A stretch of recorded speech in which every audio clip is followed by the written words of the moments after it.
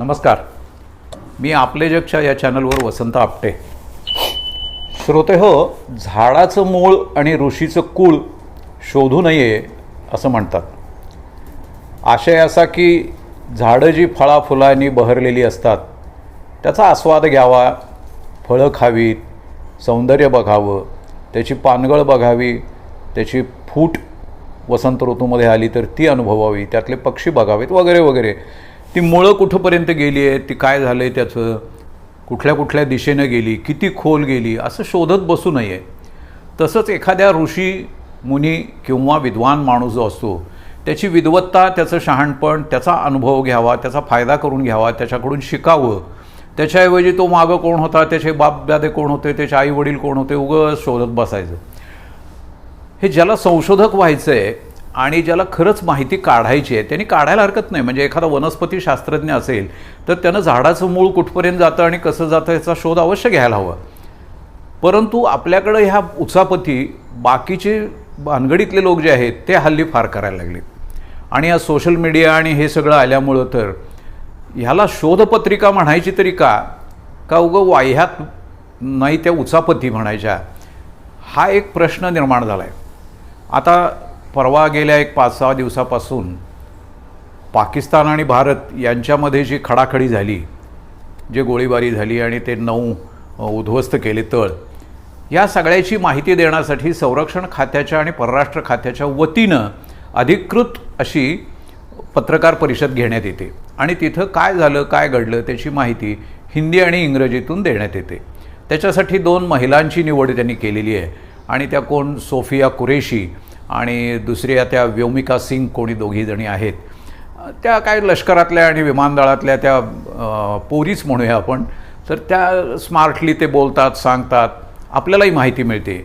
आणि मध्यभागी परराष्ट्र सचिव ते कोण मिस्री म्हणून आहेत, ते मिस्री पहिल्यांदा त्याचं प्रास्ताविक करतात आणि मग या दोघीजणी माहिती सांगतात. आता ही माहिती घ्यावी, त्याच्यातून काही प्रश्न आपल्या मनामध्ये निर्माण होतात, त्याची एकमेकात चर्चा करावी, इथपर्यंत ठीक आहे. आता लगेच या मुली कुठनं आल्या, त्या कुठल्या, कोण, काय, मग त्याच्या भावाला जाऊन गाठलं कुणी, ते भावापुढं दांडकं, आता तुझी बहीण असं करते तर तुला आता कसं वाटतंय, आता कसं वाटतंय, काय चांगलंच वाटतंय की दुसरं काय करायचं, आता कसं वाटतंय म्हणायचं. ती दुसरी कोण व्योमिका सिंग, मग तिच्या आईबापांची मुलाखत, मग ती किती ते खोलात कशासाठी ते. त्याच्याहीपेक्षा ते परराष्ट्र सचिव मिस्त्री म्हणून आहेत, आता त्यांच्यावरती भिरकू सुरू केला यांनी की ते त्यांचे कुटुंबीय कोण होते, त्यांची मुलगी कुठं असते, ती लंडनला काय करते, ते कसे बरोबर नाहीत, ते कसे भानगडीतले आहेत. आता त्या माणसाला पश्चात्ताप झाला, कशासाठी असं करावं ना.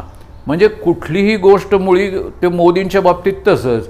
मोदींचं पराक्रम, मोदींचं राजकारण, मोदींची काम करण्याची पद्धत, त्यांनी भारताला कुठं उंचीवर नेलं, त्यांची वक्तृत्वशैली, या सगळ्यावरती बोला ना, तुम्हाला नाही कोण म्हणते.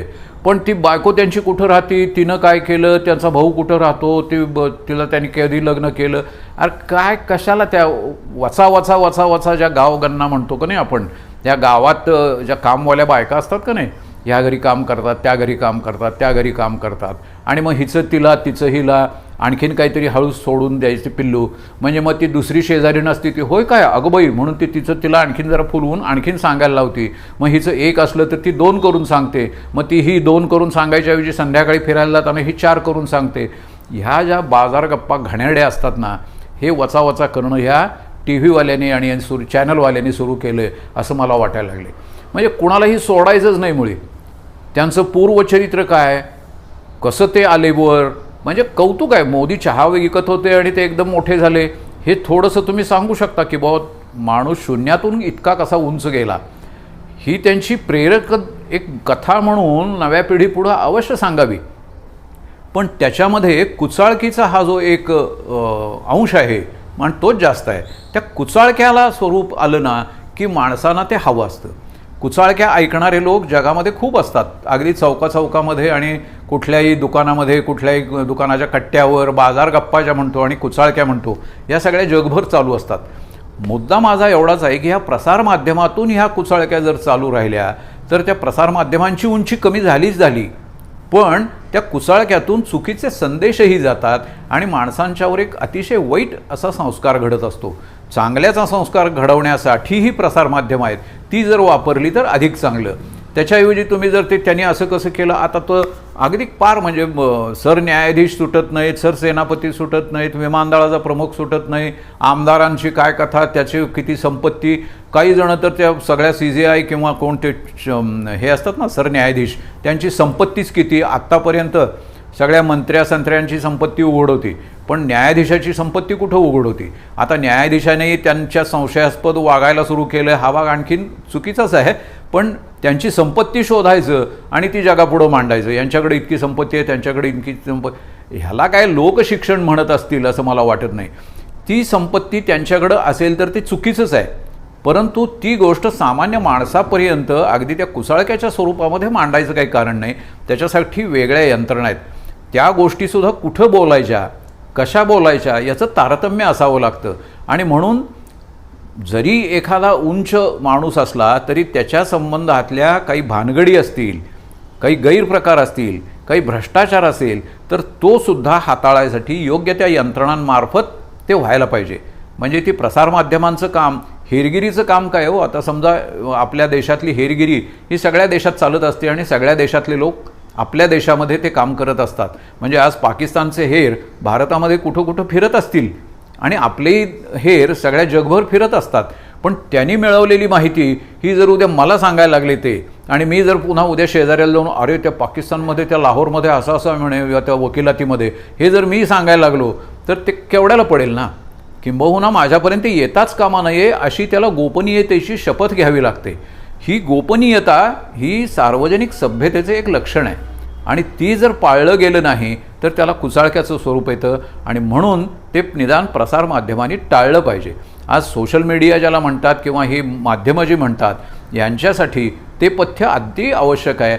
किमान त्याच्यावर विश्वास ठेवायचा किती हे सुद्धा. आता ऐकायचं किती हा एक भाग आहे, पण हे ऐकलं जातं आणि ते ऐकलं गेलं की त्याची चर्चा होते. म्हणून ते वेळच्या वेळी तिथं थांबवलंही पाहिजे.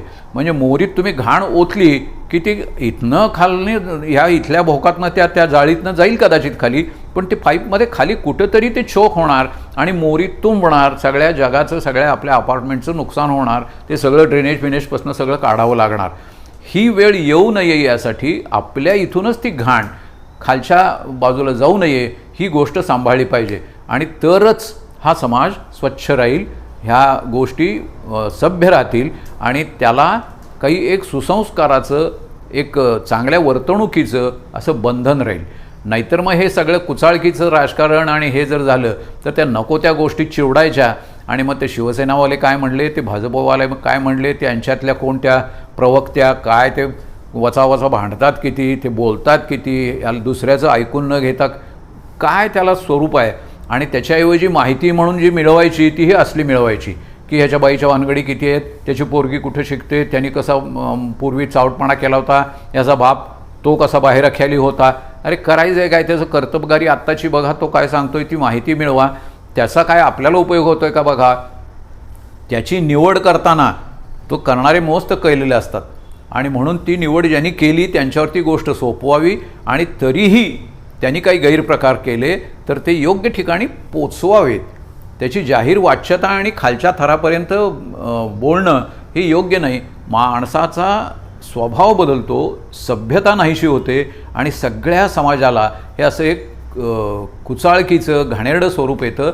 आपल्याला असं आणायचं नाही आहे. हा समाज उत्तम करायचा असेल तर त्याच्यावर सुसंस्कार व्हावेत. माणसाची चांगली जी गोष्ट असेल ती अवश्य सांगावी, तेवढ्यापुरतीच ती मर्यादित राहावी आणि हा समाज उत्तम चाललेला आहे अशी प्रतिमा आपण मोठ्याने सुद्धा निर्माण करायची असते, लहानांपर्यंत ती पोचवायची असते.